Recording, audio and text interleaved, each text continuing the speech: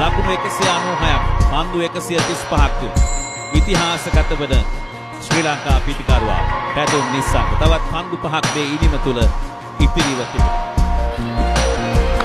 මෙන්න එක ලකුණ ලබා ගන්නවා. එය ඉතාමත්ම ක්‍රීඩාශීලී අවස්ථාවක් හැටියට නම් කිරීමට පුළුවන්. ඉතිහාසයේ ප්‍රථම වතාවට තමාගේ සහෝදර ක්‍රීඩකයෙක්ට ද්විත්ව ශතකයක් කරා යන්නට අවස්ථාව ප්‍රථම පන්දුවෙන්ම ලබා දුන්නා. සරිත් අසලංක එක ලකුණු ලබා ලකුණු 196ක් පන්දු 135ක් ඉතිහාසගත වන ශ්‍රී ලංකා පිටිකරුවා පැතුම් නිසංග තවත් පන්දු 5ක් මේ ඉනිම තුල ඉතිරිව පන්දුව ස්ථානගත කළා. ලකුණු 4ක් විය යුතුයි. ලකුණු 4 අත් කර ගන්නවා ඇබර ක්‍රීඩාලෝලිය ආසන්නනේ නරඹන්නනේ. අපි බලමු මිනිසුරුගේ තීරණය.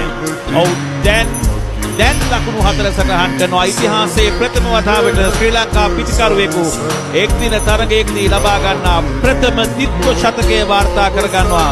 පැතුම් නිසංග අනර්ග පිටිකරණයක් විශිෂ්ට පිටිකරණයක්.